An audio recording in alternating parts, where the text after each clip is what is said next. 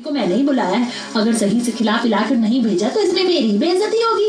रेखा ऐसे बोलती हुई चली गई। अपनी सास के आगे सलोनी भी कुछ नहीं बोली और बस शांति से रोटी बनाने लगी।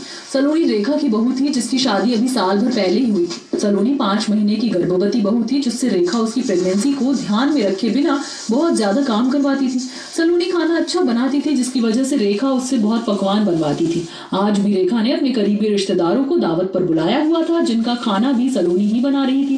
पूरे 30 लोगों का खाना बनाकर और खिलवाकर सलोनी रसोई से बाहर आई। सर्दी का मौसम था लेकिन ऐसे में थकान और पसीने से सलोनी का शरीर पसीने में हो रहा था। हे भगवान, इतनी जल्दी जल्दी काम करने की वजह से मेरा तो सारा शरीर ही पसीने में भीग गया। इस गीले से शरीर पर अब ठंड भी लग रही है। अरे सलोनी बहू आ जा, यहाँ बैठ।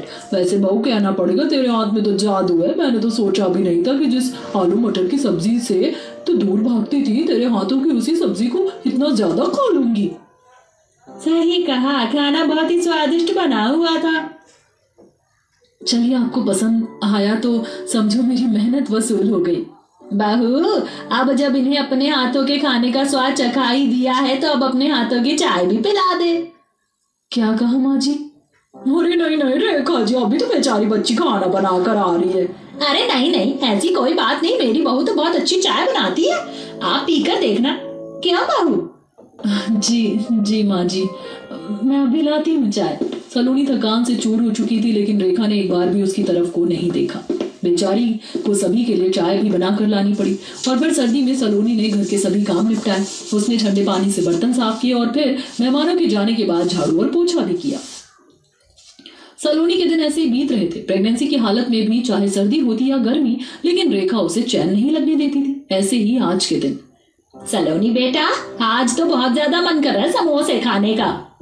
ठीक है माँ, तो मैं माधव जी से बोल देती हूँ कि जब आएंगे तो वो समोसे लेते आएंगे। नहीं, मुझे बाहर के समोसे नहीं खाने हैं। किस तरह गंदगी से बनाते होंगे। मेरे लिए तो तू समोसे बना अपने हाथों के। ठीक है माँ, मैं बना दूंगी, लेकिन समोसों का सामान नहीं है। ये क्या बात हुई? अरे नहीं है तो लेकर आ जा। माँ जी, आप आज का मौसम देख रही हो ना, कितनी ठंडी ठंडी हवा चल रही है। ऐसे में मेरा बाहर जाना ठीक रहेगा क्या? हे भगवान, तू कितना सोचती है। अरे बहू, खुद को छुई मुई नहीं, शेरनी बना, शेरनी, समझ आया? इन सर्द हवाओं का क्या है, सर्दी है तो चलेंगी। तू ये सब कुछ छोड़ और जा सामान लेकर आ। रेखा ने बिना कुछ सोचे समझे सलोनी को बाहर ठंडी हवा में सामान लेने भेज दिया। सलोनी कांपते हुए सामान लेने पहुंची। कितनी सर्दी है, हे भगवान, ये सर्दी तो शरीर को चीर रही है। किसी तरह सलोनी ने खुद को इस सर्द हवा में संभाला। बाहर उसे उसकी मोहल्ले की कुछ औरतें मिली। अरे सलोनी, तुम इतनी ठंड में तुम्हें बाहर नहीं आना चाहिए था। तुम प्रेग्नेंट हो और इस बात को तुम हल्के में मत लो। ये बहुत संभल कर रहने के दिन होते हैं। जी मैं समझती हूँ, वो सासू माँ का समोसे खाने का मन हो रहा था तो बस उसी का सामान लेने को आई थी। सलोनी उन औरतों से ऐसे बोलकर आगे बढ़ गई और सामान खरीद कर घर आ गई। बाहर की ठंडक में से आते ही सलोनी हीटर के पास को बैठी जहाँ उसे थोड़ा सा आराम मिला। माँ, बाहर तो बहुत ही ज्यादा सर्दी है। तुझे कुछ ज्यादा लगती भी है बहू। चल, अब काफी सेक लिया तूने अपने हाथ, अब जल्दी से समोसे बना कर ला। रेखा के बोलने पर सलोनी फिर से रसोई में आ गई। रसोई में कोई हीटर वगैरह नहीं था जिसकी वजह से वहां बहुत ज्यादा ठंड हो रही थी। ठंडी रसोई में कांपते हुए सलोनी ने समोसे बनाए। ये आलू कितने ठंडे लग रहे हैं। कुछ इस तरह से सलोनी का आज का भी दिन गुजरा। वो बेचारी ऐसे ही प्रेगनेंसी में ठंड में सभी काम करती थी। सबसे ज्यादा उसे रसोई के काम करने पड़ते थे। कभी रेखा उससे कुछ बनवाती तो कभी उसकी ननद सिया। ऐसे ही देखते देखते 9 महीने पूरे हो गए और एक दिन वो अपनी ननद के लिए पास्ता बना रही थी तभी उसे पेट में लेबर पेन स्टार्ट हो गया। क्या बात है भाभी, क्या हुआ? माँ जल्दी आओ माँ। रेखा सलोनी की हालत को देखकर समझ गई कि आखिर उसकी बहू की डिलीवरी का वक्त आ चुका है। वो जल्दी से एम्बुलेंस में उसे हॉस्पिटल लेकर आ गई जहां उन्हें खुशी की जगह एक गहरा सदमा मिला। नहीं नहीं नहीं माँ, ऐसा नहीं हो सकता है। मैं ही नहीं मानती हूँ कि ये सच है। मैंने मेरे बच्चे का हर दिन हर पल इंतजार किया है। हाँ हाँ हाँ, मेरी बच्ची, खुद को संभाल, ऐसा हो जाता है। क्या हुआ अगर एक बार गोद सूनी हो गई तो फिर से भर जाएगी। डॉक्टर ऐसा कैसे हो गया? मैंने तो मेरी बहू के चेकअप करवाए थे, बच्चा स्वस्थ था, फिर कैसे?